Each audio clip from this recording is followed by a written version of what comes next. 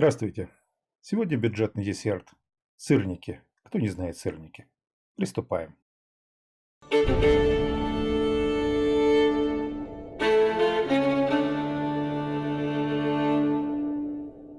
Итак, нам понадобится 400 грамм творога, сахара столовая ложка, 3 столовые ложки муки, яйцо одно, разрыхлитель чайная ложка, щепотка соли, манной крупы 4 столовые ложки и растительное масло для жарки. В отдельной таре я смешиваю все ингредиенты, то есть высыпаю их в одну тару и затем эту смесь смешиваю при помощи миксера. Можно просто вилкой или ложкой это сделать. Тогда она не станет такой жидкой и не понадобится такое большое количество добавлять манной крупы и муки, как это получилось у меня.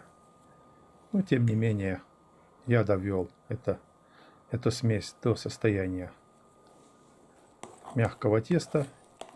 Дальше припылил мукой поверхность, куда я буду складывать сырники свои. Обвалял их в муке, сформировав их лепешками.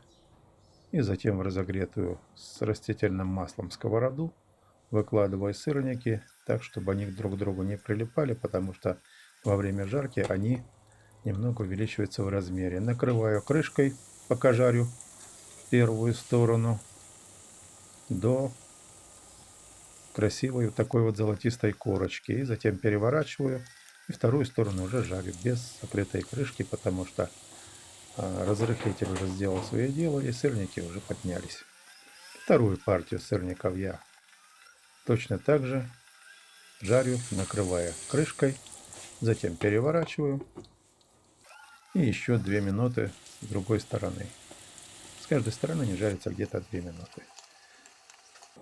Сырники можно употреблять просто так, с чаем, со сметаной, кто любит, с вареньем, с джемом. В любом случае они очень вкусные, и холодные, и горячие. Готовьте вместе со мной. А для этого подписывайтесь на мой канал. Если вы этого не сделали еще, ставьте колокольчики.